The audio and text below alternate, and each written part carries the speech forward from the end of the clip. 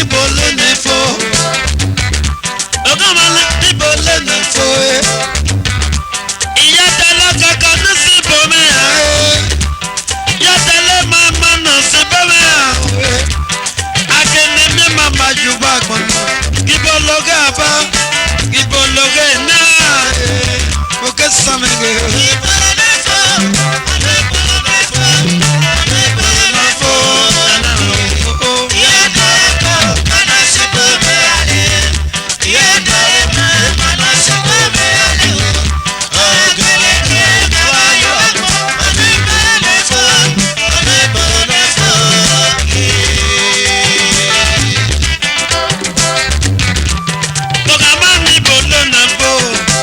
Bolo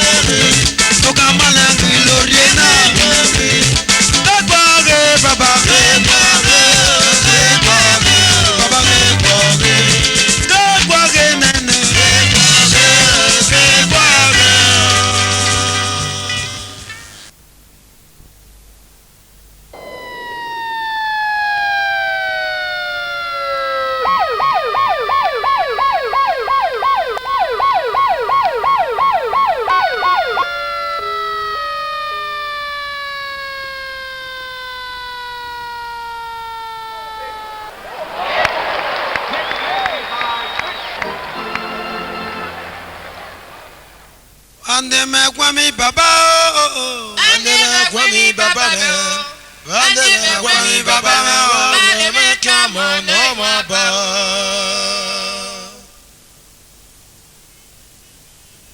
Ande me kwami baba. Ande me kwami baba. Ande me kwami baba. Ande me kama no maba.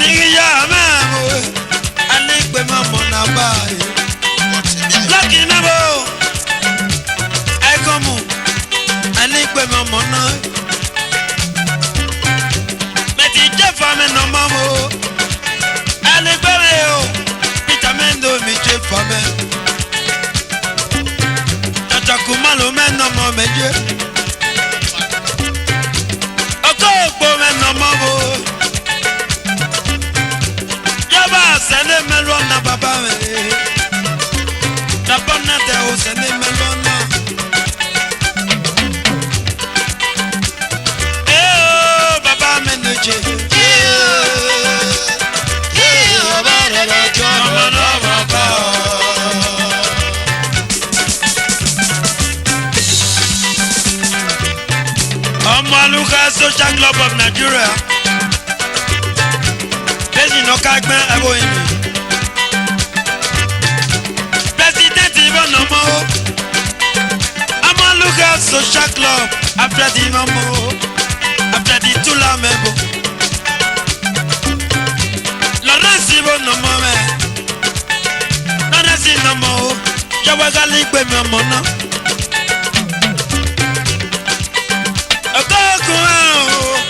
Alisinamo, Jabagali Gweme no more.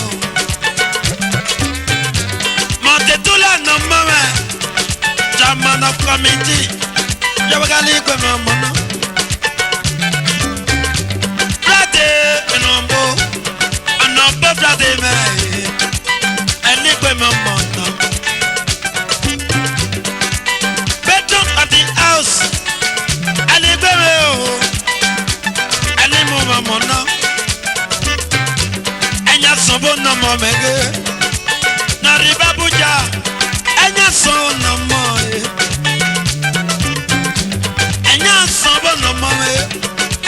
Na jela buja, and your son, no more. Bado, Solomon, aguala, men, no more. The Jama, and live with my mother. Solomon aguala me o. Ali gbe ma mona ye. Bane me kwa mi baba o. Bane me kwa mi baba o.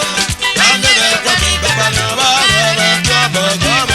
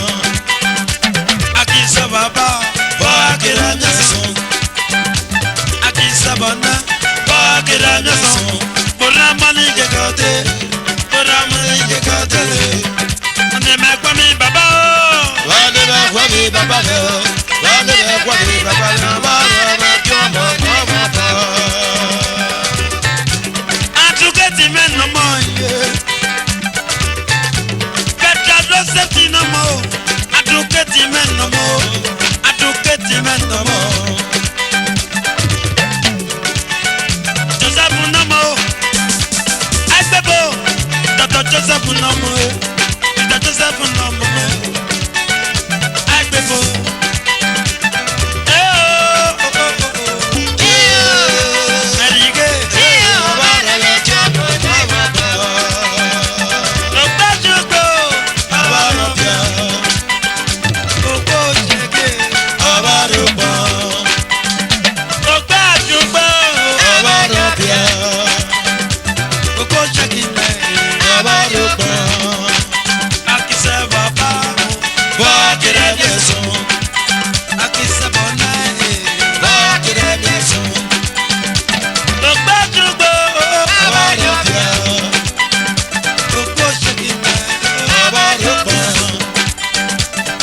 Walk it at the walk it at the sun. Walk it at the sun. Walk it at the sun. Walk it at the sun. Walk it at the sun. Walk it at the sun.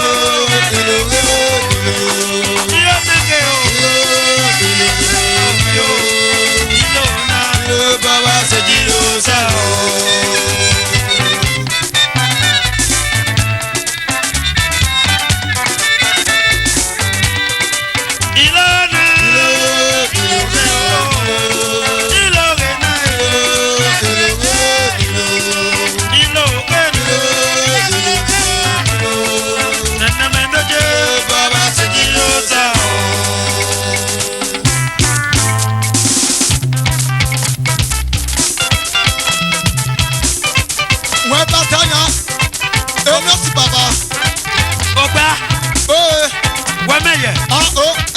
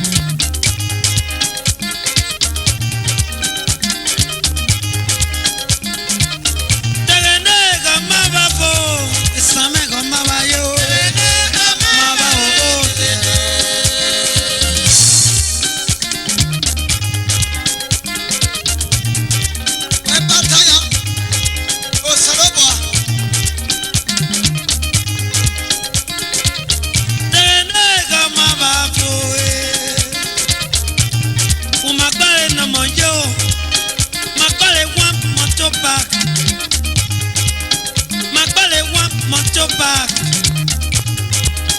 Magbale one motor park. Peter mebo. Baba Peter ye. Jamani no semeo. Osawaru ne baba me. Osawaru yo. Osawaru no mo me go ye. Osawaru no mo me. Aligbe mo mo na ye. Osawaru me. Samu me o. Osabo me no mo me ge. Samu ye. Basta mana po magbai wa moto pa. Akoto me bo. Akoto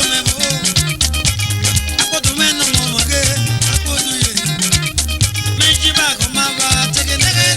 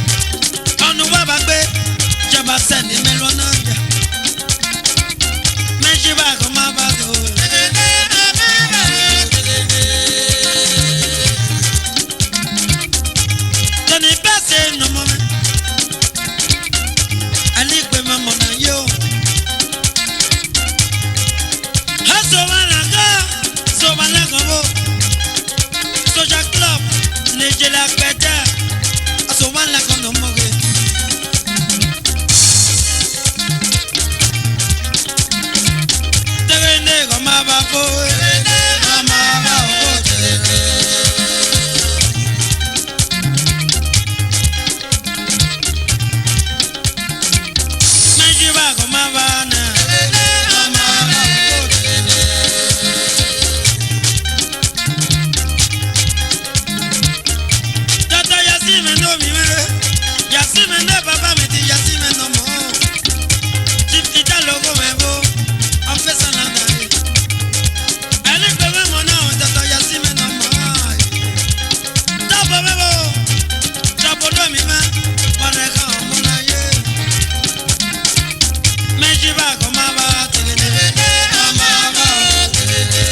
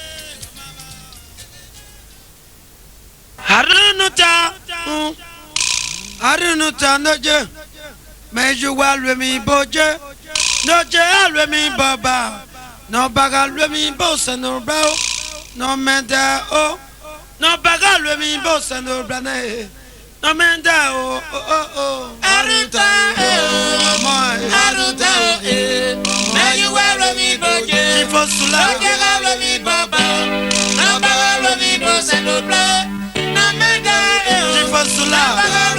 C'est le blood,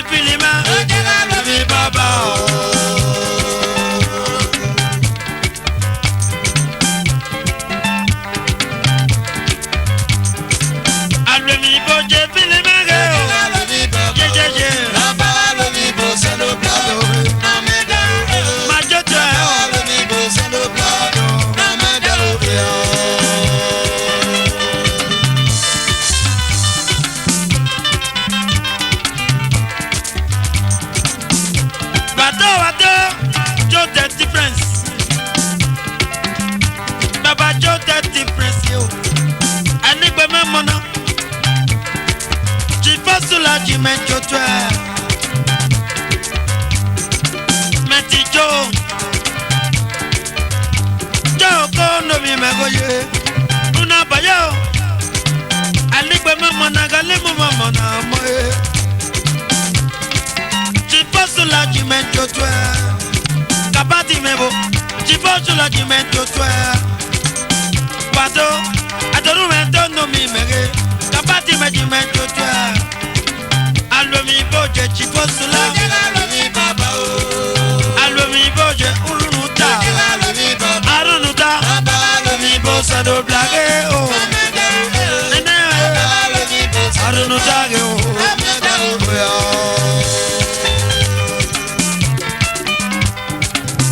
Dr. Mavi Sebade, President of Efanjon Youth. Rome. Mavi Sebade nama.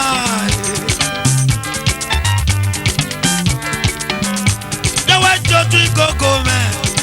Noriba bebo. Mavi Sime. Yawa jotu ikoko me. Oh. Noriba bebo. Mavi Sime binage.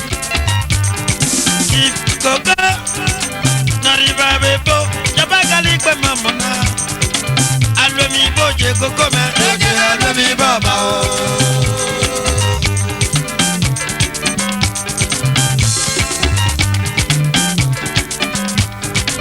Allo mi boje koko.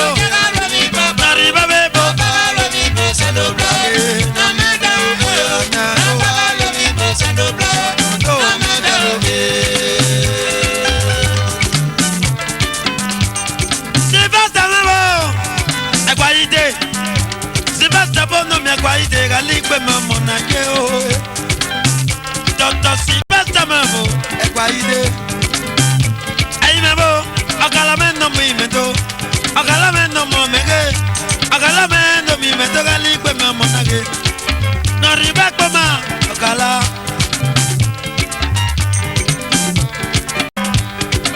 Alwe mi boje okalame. Allo mi baba o. Alwe mi boje okalame. Allo mi baba o. Wakige. Allo mi bosa do blage. Namada o. Allo mi bosa do blage. Namada o.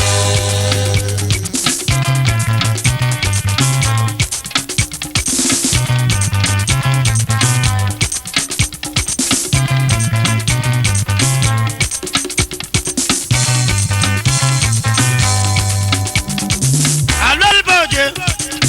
No jega alwe mi baba yo. Allo mi boje. Oko chakalo mi ma. Allo mi boje. Meto talige no jeme bo. Allo mi boje. No kamala jo. Allo mi boje. Arunu taji mejo twa. Allo mi boje. Arunu taji mejo twa.